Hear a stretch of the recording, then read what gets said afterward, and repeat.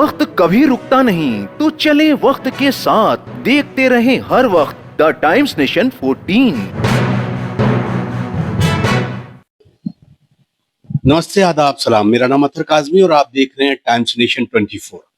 ये मेरा नया चैनल है और आपसे गुजारिश है कि आप इस चैनल को सब्सक्राइब करें और अपने कमेंट्स में हमें जरूर बताएं कि आप किस तरह की खबर देखना पसंद करते हैं। आज जिस कवरेज पर हम आए हुए हैं, हमारी आज की खबर खास तौर से उस ओर इशारा करती है कि हम सरकार द्वारा बनाए गए उन कानूनों को जरूर ध्यान में रखें। अभी तक जो खबरें थी वो ये थी कि इलीगल तौर पर बने हुए कंस्ट्रक्शन को ढाया जा रहा था, बुलडोजर चलाया जा रहा था। उसी कड़ी में बहुत सारे धार्मिक स्थल थे जिन्हें तोड़ा गया। लेकिन अभी बौद्ध धर्म से रिलेटेड एक मंदिर को तोड़े जाने की खबर है, जिसमें यहाँ पर बौद्ध विरासत को लेकर एक सेमिनार आयोजित किया गया है और जिसमें वक्ताओं ने अपनी विरासत बचाओ, यानी जो कोई मूल निवासी है भारत के, उसकी संरचना को और उसकी जो विरासत है उसके बचाने का आह्वान किया। पेश है ये खास रिपोर्ट।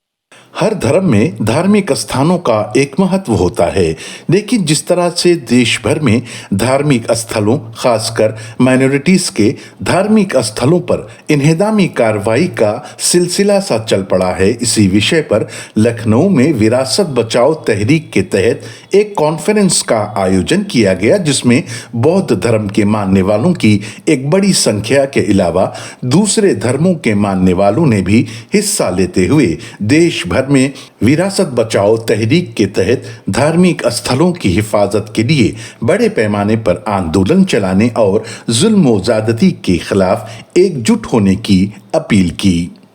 स्वाभाविक रूप से यथार्थवादी ताकतें एक वर्ग जाति विशेष के वर्चस्व की लड़ाई लड़ती है और ये लड़ाई आज से नहीं, हजारों साल से रही। तो स्वाभाविक रूप से ये टकराहट व्यक्तिगत नहीं है, ये टकराहट विचारधारा की है। और इस विचारधारा की टकराहट में, क्योंकि आज डेमोक्रेसी है, हमारा देश लोकतांत्रिक देश है, हमारा भारतीय संविधान है, हमारा राष्ट्रीय संप्रभु राष्ट्र है, हम लोकतांत्रिक तरीके से इन सारे अतिक्रमण का जवाब भी देने के लिए रास्ता चुनेंगे। बाबा साहब हमारे संविधान बना दिए, जिसमें जाति, धर्म, लिंग भेद के किसी भी आधार पर आप विभेद नहीं कर सकते। तो यहाँ पर जरूरी हो जाता है कि हमारे देश में ज्यादा से ज्यादा लोगों को संविधान की जानकारी दिया जाए और घर घर तिरंगा की जगह हम घर घर संविधान की भी बात करते हैं। हर घर में संविधान पहुंचना चाहिए, ताकि जो हमें अधिकार हैं, right to equality before law, ये पता तो चल सके जनता को कि हम समता का अधिकार है हमें, और स्वतंत्रता का जो अधिकार है वो अधिकार कैसे हनन हो रहा है, इस पर भी अंकुश लगेगा।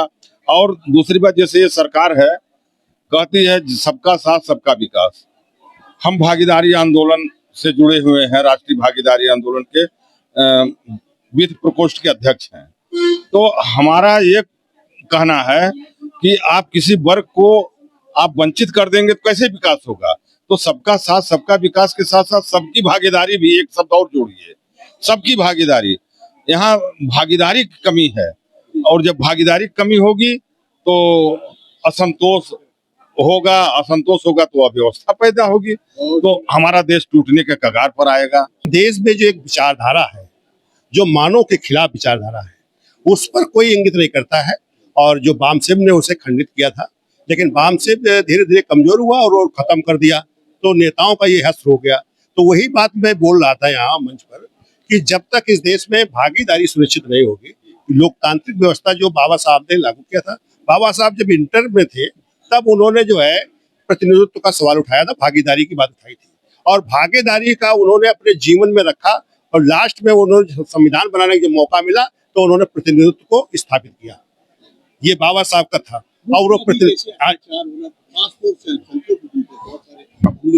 उसको आप किस नजरिए से देखते हो, कैसे? देखिए, नजरिया साफ है। देखिए, अत्याचार वो विचारधारा के कारण, सत्ता के कारण नहीं। ये विचारधारा है जो सत्ता को डैमेज करती है। वो विचारधारा मानव के खिलाफ है।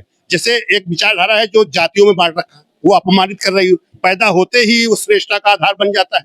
तो ये विचारधारा जब तक नहीं खारिज होगी, जब तक इस विचारधारा को नहीं खारिज किया जाएगा, तो ये विचारधारा खारिज करने का एक ही है कि आपका प्रतिनिधित्व के लिए संघर्ष होना चाहिए, जो बाबा साहब शुरुआत किया था।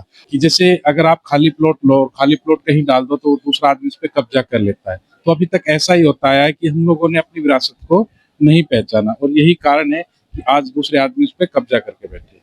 वैसे तो ये बात है कि भगवान बुद्ध की जो शिक्षाएं हैं वो सभी धर्म सभी जाति के लिए है। तीक्ष्ण पंचशील है, स्टैंडिंग मार्ग है, सब के लिए है, क्योंकि भगवान बुद्ध का वो धर्म नहीं है, धर्म है एक जीने की एक कला है, एक अनुसरण का है।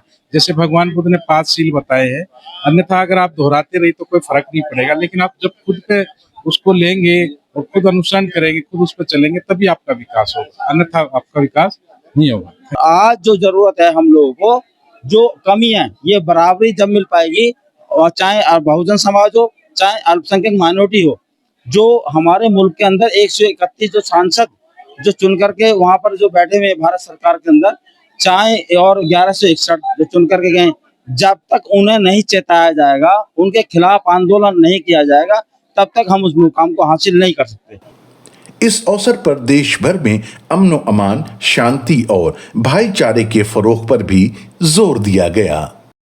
नाज़रीन, अपनी विरासत को बचाना, अपने मूल निवास को बचाना, ये हमारा कर्तव्य भी है और हमें प्रेरणा देता है कि हम अपने इस कर्तव्य को बखूबी निभाएं। अदर काज़मी की ये खास रिपोर्ट, टाइम्स नेशन 24, लखनऊ।